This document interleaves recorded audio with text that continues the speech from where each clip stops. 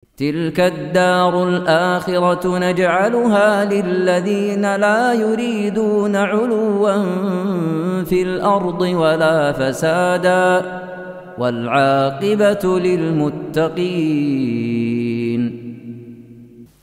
Baik, pembahasan yang terakhir, yang ke-12, ma'rifatu arba'i qawaida fi bayanid dinil ladzi ja'a bihi Muhammadun sallallahu alaihi wasallam wa halil musyrikin alladziina bu'itha fihim wal farqu baina dinil muslimin wa dinil musyrikin. Mengenal 4 kaidah tentang penjelasan agama yang Muhammad sallallahu alaihi wasallam bawa atau beliau diutus dengannya, dan keadaan kaum musyrikin yang Nabi sallallahu alaihi wasallam diutus di tengah mereka, serta perbedaan antara agama kaum muslimin dan agama kaum musyrikin. Iya.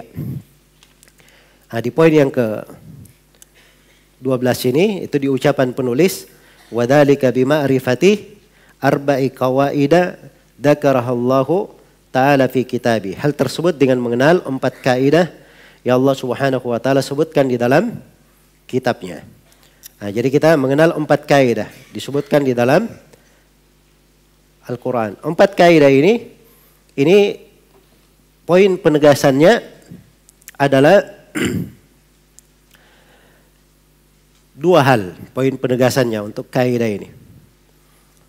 Jadi penegasan 4 kaidah ini menerangkan 2 perkara. Yang pertama, menjelaskan apa agama yang dibawa oleh Nabi Muhammad dan bagaimana keadaan kaum musyrikin yang Nabi diutus di tengah mereka. Ya, ini cakupan kaidah. Kemudian yang kedua, bagaimana kita bisa membedakan antara agama kaum muslimin dan agama kaum musyrikin, dibangun di atas manfaat yang pertama itu tadi. Iya. Jadi manfaat yang pertama dari mempelajari 4 kaidah ini, penekanan yang dimaksudkan adalah kita mengenal agama Nabi Muhammad yang dibawa oleh beliau, dan bagaimana keadaan kaum musyrikin ketika Nabi diutus. Nah, kalau kita sudah kenal ini, ada faedah yang kedua. Kita bisa membedakan antara agama kaum muslimin dan agama kaum musyrikin. Nah, itu baru kuat namanya seorang bertauhid. Iya. Kalau dia bisa membedakan. Dia bisa membedakan antara agama kaum muslimin dan agama kaum musyrikin. Nah, ini kepandaian di dalam membedakan ini ya harus mengenal dari kaidah-kaidah. Nah, di antaranya 4 kaidah yang disebut oleh penulis di sini. 4 kaidah yang disebut oleh penulis di sini. Dan penulis rahimahullahu taala hidup di masa itu beredar kesyirikan dengan sangat dahsyatnya. Iya. Beredar kesyirikan dengan apa? Sangat dahsyatnya. Sampai kuburan-kuburan dijadikan sebagai tempat berdoa. Iya. Banyak kesamaran manusia tentang agama yang benar. Sehingga orang itu tidak mengenal agama Islam kecuali menyembah kepada kuburan. Berdoa kepada kuburan. Iya. Tapi penulis rahimahullahu taala mengobati apa yang menimpa umat di masanya dengan ilmu. Nah, ini sisi pentingnya ilmu agama dan seorang itu belajar. Beliau mengobatinya. Karena itu beliau keluarkan dari kaidah-kaidah yang dikenal di kalangan para ulama dalam bentuk-bentuk yang mencocoki manusia di masa itu. Dan sangat mencocoki untuk siapa yang datang setelah beliau. Ya, karena itu karya-karya tulis beliau rahimahullahu ta'ala itu tersebar ke berbagai negeri. Diakui oleh para ulama ahli tauhid. Iya. Dan dipahami tentang kandungan dan maknanya. Dan tidak ada yang menentang dakwah beliau kecuali orang yang tidak kenal beliau atau orang yang memang dia musuh terhadap tauhid. Sebab kalau dia muwahhid, begitu mengenal dakwah Syekh Muhammad bin Abdul Wahab, langsung dia paham bahwa ini dakwanya adalah dakwah yang benar. Iya, dakwah yang benar. Sebagaimana Imam As-San'ani ketika mendengar dakwah Syekh Muhammad bin Abdul Wahab, beliau mengirim satu qasidah memuji dakwah beliau. Ya, dan disebutkan ya dari sebagian ahli hadits di negeri India, tiap kali dia duduk di majelisnya, dia berdoa, semoga Allah melaknat orang-orang Wahabi. Ya, jadi doa kejelekan. Ya. Dan syekhnya ini Masya Allah ahli hadits, mengajarkan tauhid dan sebagainya. Maka datang seorang murid, dan dia ini mengenal dakwanya Syekh Muhammad bin Abdul Wahab, dan dia mengerti bahwa Syekh ini hanya sampai kepadanya informasi keliru saja. Maka dia bawa Kitabut Tauhid karya Syekh Muhammad bin Abdul Wahab, dilepas sampulnya, cuman isinya saja.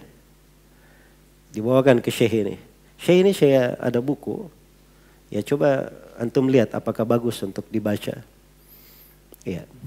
Maka Syekhnya bawa buku itu. Besoknya beliau bilang, Masya Allah ini buku bagus sekali. Ya. Ini buku tentang tauhid dan seterusnya. Dia puji buku itu. Ya. Cuman ayat hadits, ya luar biasa buku ini. Ya. Setelah itu, ya murid ini datang lagi, dia bawa, Syekh saya, ternyata buku yang kemarin itu saya temukan sampulnya, ini sampulnya, kasih sampulnya. Ya.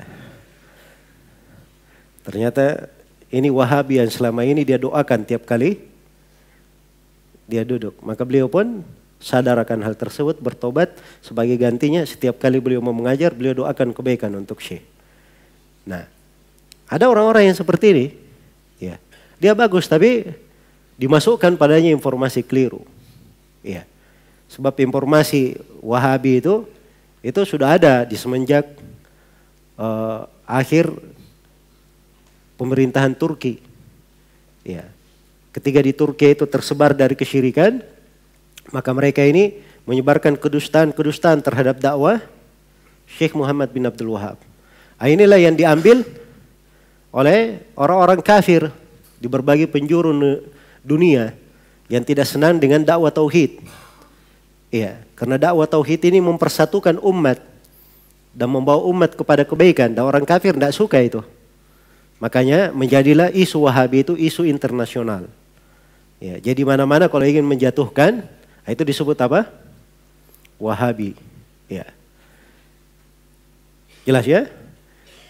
Dan itu berjalan di lisan tokoh-tokoh dunia. Saya diberi cerita oleh sebagian orang. Ada salah seorang tokoh yang bertemu dengan salah seorang presiden Amerika. Ya. Tokoh ini ditanya, bagaimana di negara kamu itu? Oh katanya negara saya aman begini-begini. Tapi itu kan ada kelompok begini dan begini. Kata tokoh ini enggak ada masalah dengan kelompok itu. Enggak. Di situ ada si fulan. Dan si fulan ini Wahabi. Ya. Jadi orang ini saja Jos Bus ini, dia tahu si fulan Wahabi coba.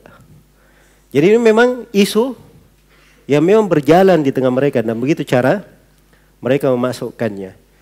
Ya, karena itu kalau ada yang memakai isu-isu yang seperti ini itu sudah biasa. Itu basi sudah. Iya. Dan kalau ingin memperbaiki, jangan main tuduh-tuduh aja. Wahabi, Wahabi. Terangkan Wahabi itu apa? Kesatannya di mana? Kalau memang sesat, ayo kita perangi. Di mana sisi kesesatannya, kan begitu.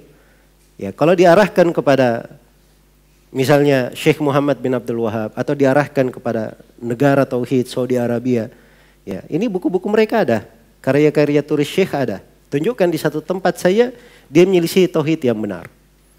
Ya, dan ini tantangan sudah sedemikian lama. Hingga hari ini mereka tidak bawa apapun di situ. Ya, mereka tidak ketemukan kekeliruan Syekh di dalam pembahasan akidah. Kalau pembahasan lain, pembahasan fikih, orang bisa silam pendapat di dalam pembahasan apa? Pembahasan fikih. Tapi di pembahasan akidah, beliau rahimahullahu ta'ala itu betul-betul sangat jelas berada di atas tuntunan Al-Quran dan As-Sunnah sebagaimana jalan para ulama yang terdahulu. Baik, maka ini pentingnya Empat kaidah ini seakan-akan mencocoki kondisi kita, kehidupan kita. Karena itu patut kita kaji, ya kita perhatikan. Dan ini 4 kaidah nanti dengannya kita bisa mengenal, oh ini agama Nabi Muhammad seperti ini, agama kaum musyrikin begini. Nah, dengan sendirinya seorang itu punya tamyiz, dia bisa membedakan yang hak itu begini, yang batil itu begini. Ya, ditunjukkan begini, oh ini enggak, itu bukan agama Nabi Muhammad, itu agama kaum musyrikin. Nah, ini 4 kaidah yang akan dibahas oleh penulis rahimahullahu taala di sini.